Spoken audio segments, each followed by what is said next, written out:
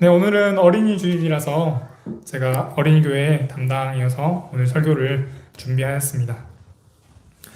네, 제가 27살 그리고 28살쯤에 있었던 일입니다. 그때 저는 취업 준비 중이어가지고 도서관에서 이렇게 공부를 하고 있었습니다. 그런데 전화가 한 통 온 날, 그날 마침 5월 5일 어린이날이었습니다. 그래서 전화를 보니까 아버지 이렇게 떠 있는 겁니다. 평소에 집에 일은 어머니랑 주로 자주 통화를 하고 급한 일이 있을 때, 중요한 일이 있을 때만 아버지랑 통화를 하기 때문에 저는 이제 놀라가지고 그 핸드폰을 들고 열람실 나가서 복도로 가서 이제 아버지의 전화를 받았습니다. 네, 아버지 무슨 일이세요? 이렇게 물어보니까 아버지께서 어린이날이라서 전화했다. 우리 집 어린이들 치킨 사 먹으라고 통장으로 용돈 보냈으니까 이렇게 맛있게 먹어라 라고 말씀하셨습니다. 좀 당황스러웠습니다. 저 27살, 8살 됐는데 어린이날 선물을 받으니까 당황스러움도 있었지만 저 한편으로는 웃음이 나왔습니다. 왜냐면 대학생이 되어서도 여전히 저는 아버지에게 어린 아이와 같다라는 생각이 있었고 또 자녀들을 아끼시는 아버지의 마음이 어린이날에 전달되었기 때문입니다.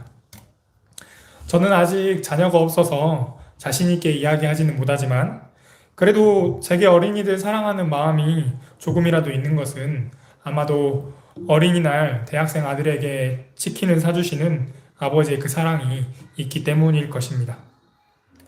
네, 여기 계신 여러분들도 자녀들과 어린이들 그리고 다음 세대를 아끼는 마음으로 어린이날을 보내셨을 것입니다.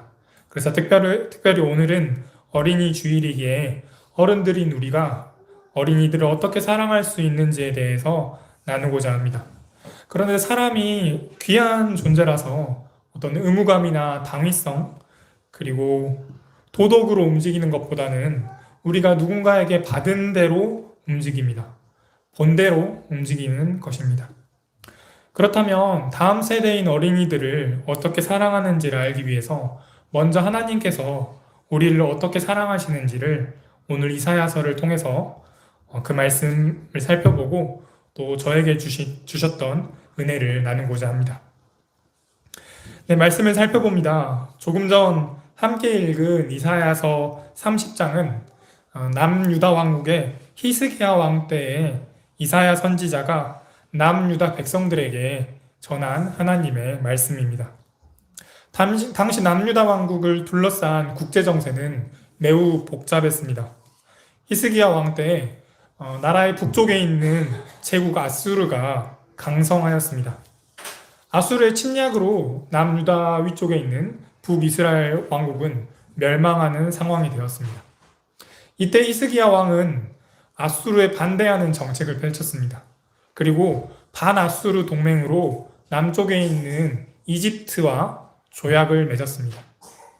이에 대해서 30장 1절에서 7절까지는 이집트와의 조약이 힘을 발휘하지 못할 것이다 라고 하나님께서 말씀하셨습니다. 말씀을 살펴보면 그 계획은 나에게서 나온 것이 아니다. 나에게 묻지도 않고 이집트의 그늘에 숨으려 하는구나.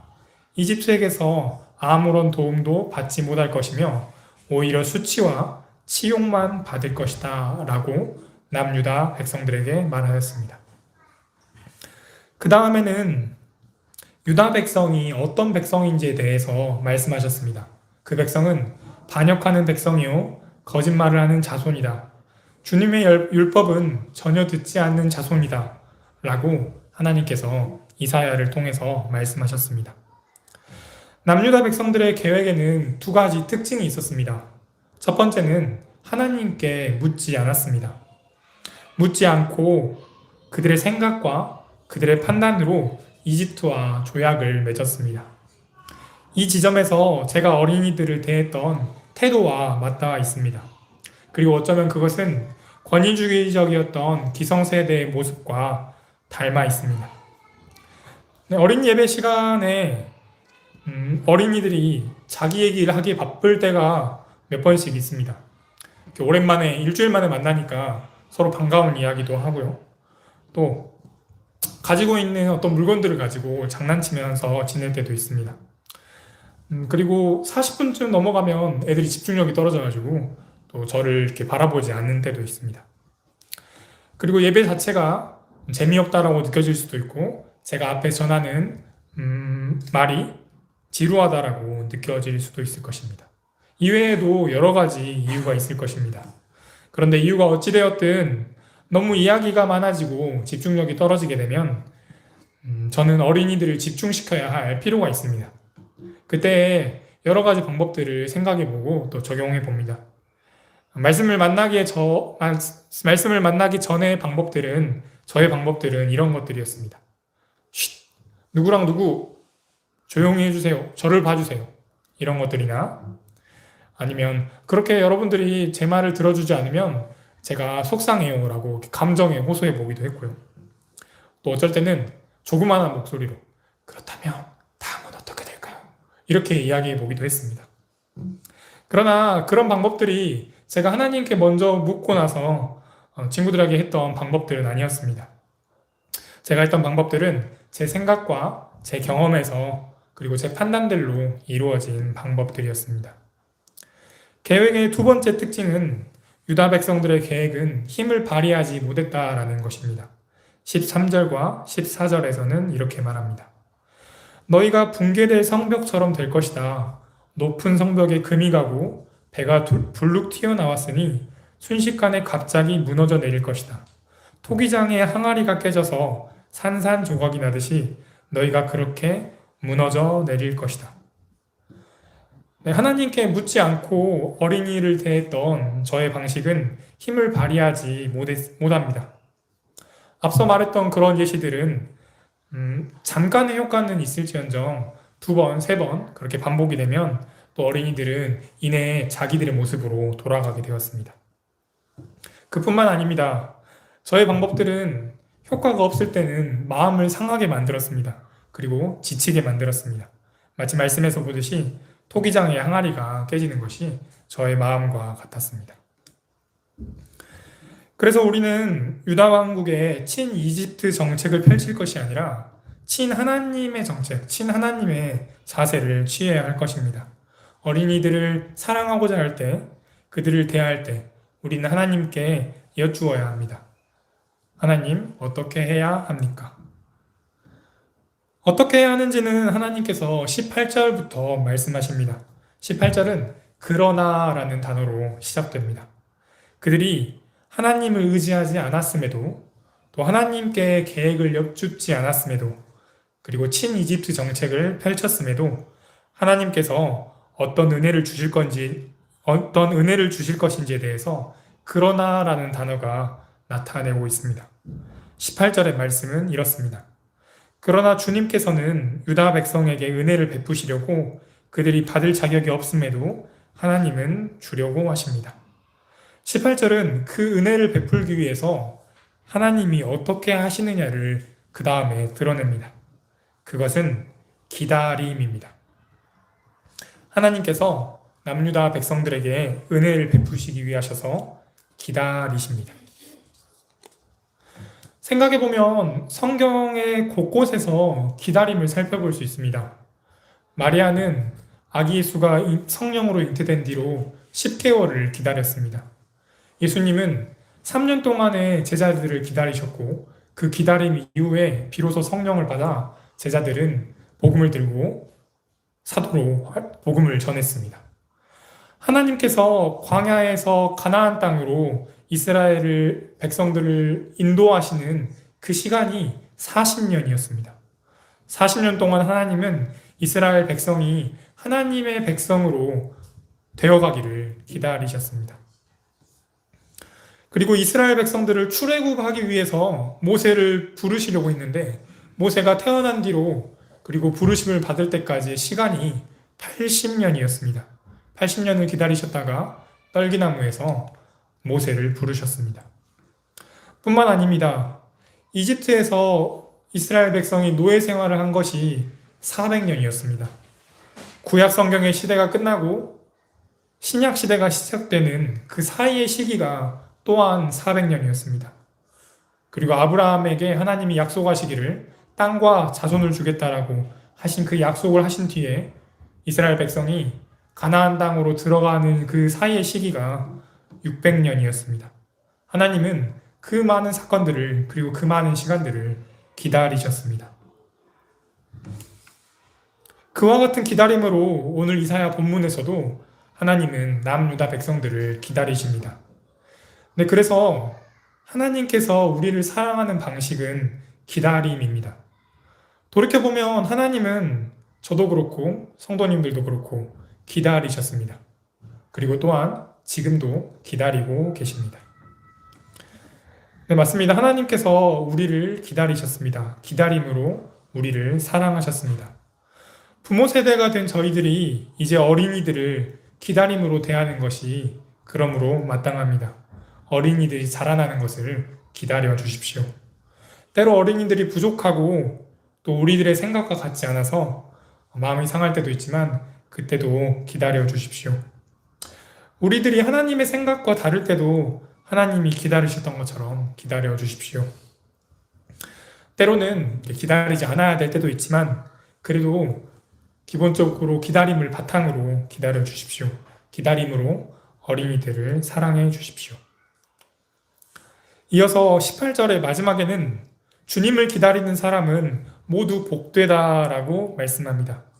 순서를 볼 때 하나님이 기다리시는 것이 먼저고 또 사람이 하나님을 기다리는 것이 나중입니다. 즉 하나님이 먼저 기다리셨습니다. 그것은 하나님께서 기다림을 보여주신 것입니다. 보지 않는 것을 하는 것은 꽤나 어려운 일입니다. 경험하지 않고 새로운 것을 하는 것은 어렵습니다. 그러나 우리가 두 눈으로 보았고 경험했던 것을 따라하는 것은 조금은 더 수월합니다. 그래서 하나님께서는 우리에게 먼저 기다리는 것을 보여주셨습니다. 그리고 우리에게는 기다리는 사람이 복되다라고 말씀하셨습니다. 우리에게 원하시는 방식도 기다림입니다. 네, 저희가 잘 알고 있는 성경의 또 다른 기다림에 대한 이야기가 있습니다. 누가복음 2장에 나오는 시므온 할아버지에 대한 이야기입니다. 예루살렘에서 시므온이라는 의로운 사람이 하나님의 위로를 기다려왔습니다. 성령께서 시므온이 그리스도를 보기 전에는 결코 죽지 않을 것이다 라고 계시하였습니다. 그래서 결국 시므온은 요셉과 마리아를 만났고 주님의 구원이신 예수님을 볼 수 있었습니다. 하나님께서 우리를 사랑하는 방식이 이렇게 기다림입니다. 또한 하나님은 우리에게 기다릴 것을 말씀하십니다. 그래서 어린이들을 사랑할 때 기다림이라는 단어를 붙잡으시길 바랍니다. 그런데 또 말씀에서 특이한 것은 이때 기다리는 대상이 하나님이라는 점입니다. 어린이를 기다리고 또 동시에 하나님을 기다립니다. 그래서 기다림이라는 단어를 붙잡고 어린 예배를 드린 이야기로 돌아가서 또 한번 말씀을 드립니다. 여전히 시끌시끌한 상황이었습니다. 그 상황에서 저는 작게 이야기했습니다. 여러분, 제가 기다릴게요. 이렇게 말하고 기다렸습니다. 어린이들이 집중하여 주기를 기다리지만 그것보다 기다리면 은혜를 주실 하나님을 기다렸습니다. 시간이 조금 걸렸습니다. 자기들끼리 야 조용히 해 이렇게 말하는 친구들도 있었고요. 또 물건을 만지작 하니까 눈에 보이지 않아가지고 어떤 상황인지 몰라서 계속 놀고 있는 친구들도 있었습니다. 그러나 시간이 조금 흘렀고 이윽고 어린이들은 하던 행동을 멈추고 저에게 귀를 기울여 주었습니다. 하나님께서 어린이들을 움직이는 은혜를 주셨습니다. 그래서 제가 조용히 해, 누구누구 여기를 봐주세요 이렇게 이야기하지 않고 말없이 기다려도 어린이들이 저에게 집중하여 주었습니다. 이렇게 기다림의 결과가 좋을 때만 있으면 좋겠지만 기다리는 과정에 또 마음이 쉽지 않는 경우도 많습니다. 그래서 그 좋지 않은 마음으로 어린이들을 대할 때도 있었던 것 같습니다. 이런 것들이었습니다. 너가 어디까지 하는지 한번 두고 보자. 마음속으로 이렇게 생각했던 때도 있고 한번 기다릴 테니 너가 하고 싶은 대로 해봐. 그리고 내가 기다렸다가 너 코를 납작하게 해줄 거야. 이렇게 다짐했던 적도 있습니다. 이러면 하나님을 기다리는 것은 아닐 것입니다. 이럴 때에는 고린도전서 13장의 말씀을 붙잡아 주십시오. 고린도전서 13장에서는 사랑에 대해서 이렇게 말합니다. 사랑은 오래 참고 친절하며, 세 번역에서 온유하다라는 말을 친절하며로 번역했습니다. 오래 참는다. 참는다는 것은 어떤 부정적인 요소가 있음에도 그것을 내 마음을 억누르고 견디는 것입니다. 그런데 이 참는다라는 단어에 오래라는 단어가 만나서 시간을 만납니다.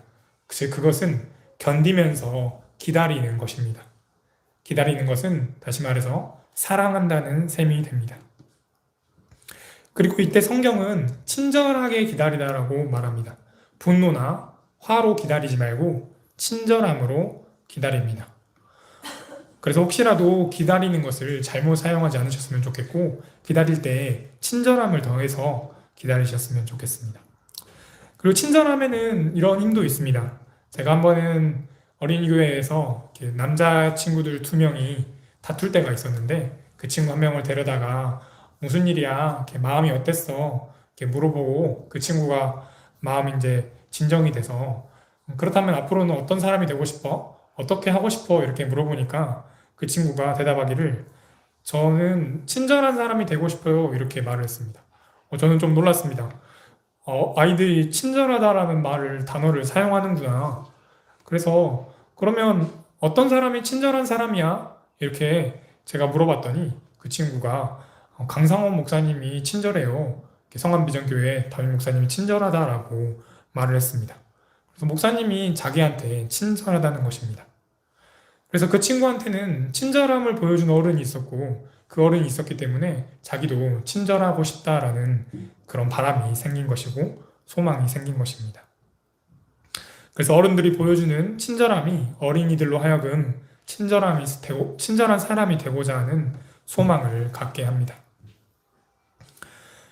그러나 기다릴 때가 언제나 있고 또 언제나 기다릴 수 있으면 좋겠지만, 기다림은 어려울 때가 많습니다. 누구에게나 기다림이 어렵겠지만 저에게도 기다림이 어렵습니다. 저희 아내가 없으니까 이제 말씀을 드리는데, 이제 8시 예배 오기 전에 이제 아내가 제 머리를 이렇게 스타일링을 이렇게 해줍니다. 근데 저는 빨리 가서 이제 준비해야 될 게 많은데, 이 스타일링을 하면은 드라이도 해야 되고 왁스도 해야 되고 스프레이도 해야 되니까 10분, 20분 이렇게 지나갑니다. 기다리는데 마음이 좋지가 않습니다. 막 이렇게 짜증도 좀 날 때도 있고 분노가 일어날 때도 있는데, 이제 그렇게 기다림이 저에게 어려웠던 것들도 있습니다. 근데 이제 지금은 그렇지 않습니다. 지금은 이제 아내가 그렇게 해주는 게 저를 사랑한다는 걸 알아가지고 저도 말하기 어렵네요. 아무튼 어려움이 있었습니다. 그렇게 저에게 기다림은 아내를 사랑하는 것으로 이렇게 드러났습니다. 네. 네, 다음은, 죄송합니다. 네, 그래서 기다림은 어려울 때가 많기 때문에 기다림에 대한 하나님의 은혜가 있습니다. 기다리면 하나님께서 주시는 은혜가 있다라고 성경에서는 말합니다. 19절의 후반부 말씀입니다. 주님께서 은혜를 베푸실 것입니다. 들으시는 대로 너에게 응답할 것입니다. 네, 우리 어린이들에게 주님의 은혜가 필요합니다. 부모님들이, 어른들이, 그리고 이 사회가, 학교가 어린이들을 기르고 있지만 분명히 하나님께서 주시는 영역이 있습니다. 우리가 채울 수 없는 부분이 있습니다. 그리고 그 부분을 위해서 우리가 기도합니다. 건강하게 커나가는 것, 그리고 하나님의 일꾼으로 자라나가는 것, 행복한 시간 속에 어른이 되는 것, 그리고 하나님을 사랑하는 어린이가 되는 것, 용기 있고 정직한 사람이 되는 것, 이런 것들은 하나님께 우리가 구할 수밖에 없는 것들입니다. 말씀처럼 우리가 구하는 대로 들으시는 하나님께서 우리의 기도대로 분명히 응답하실 것이라고 하나님의 말씀은 말하고 있습니다. 네, 다음은 또 21절의 말씀입니다. 내가 오른쪽으로나 왼쪽으로 치우치려 하면 이것이 바른 길이니 이 길로 가거라 하는 소리가 들릴 것이다. 어린이를 대할 때 참 어려움이 많습니다. 특히나 자녀를 기르는 것은 쉽지 않은 것 같습니다. 왜냐하면 자녀를 교육하고 자녀를 기르는데 참 많은 의견들이 있고 좀 또 다양한 방법들이 있기 때문입니다. 예를 들어서 누군가는 칭찬을 많이 해줘야 한다고 합니다. 그래야 자존감이 생기고 또 사랑을 받았다는 의식이 생긴다고 합니다.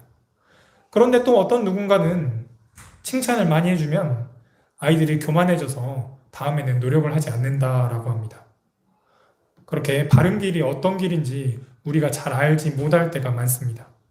그때 바른 길을 안내해 주시는 하나님의 소리가 필요합니다.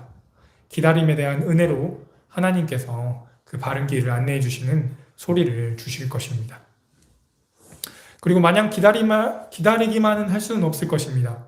때로는 기다리다가 어떠한 말을 해줘야 될 때가 있고 해줘야 될 때도 있습니다. 그러하기에 또 바른 길이 반드시 필요합니다. 우리의 판단으로 치우치려고 하기 쉽기 때문에 하나님께서 주시는 바른 길로 가는 소리가 필요합니다. 네, 이제 말씀을 맺습니다. 어린이 주일을 맞아서 하나님이 유다 백성을 기다리시는 것을 살펴보았습니다. 하나님께서 기다리셨으니 저희도 어린이들을 기다립니다. 그리고 하나님을 기다리는 사람에게 주시는 복과 은혜가 있다라고 말씀하셨습니다. 하나님을 기다리는 그 기다림으로 어린이들을 대하여서 구하시고 또 들으시는 대로 하나님께서 응답하는 은혜를 누리셨으면 좋겠고 또 하나님께서 바른 길로 안내해 주시는 그 은혜를 구하시는 저와 성도님들이 되시기를 바랍니다. 기도하겠습니다. 하나님, 어린이 주일을 맞이하여 하나님의 말씀을 보았습니다. 하나님께서 남유다 백성들을 기다리셨습니다. 돌이켜보면 저희들도 기다리셨고 또 지금도 기다리시는 하나님을 기억합니다. 그리고 그 기다리는 것이 저희를 사랑하는 하나님의 방식인 것도 알게 되었습니다. 하나님, 그 기다림으로 저희의 자녀들 그리고 저희 어린이들 그리고 다음 세대를 사랑하기를 바랍니다. 그때 저희에게 은혜를 주십시오. 응답하시는 은혜도 주시고 바른 길이 어떤 길인지 안내해 주시는 그 소리를 들을 수 있는 은혜도 주십시오. 예수님의 이름으로 기도합니다. 아멘.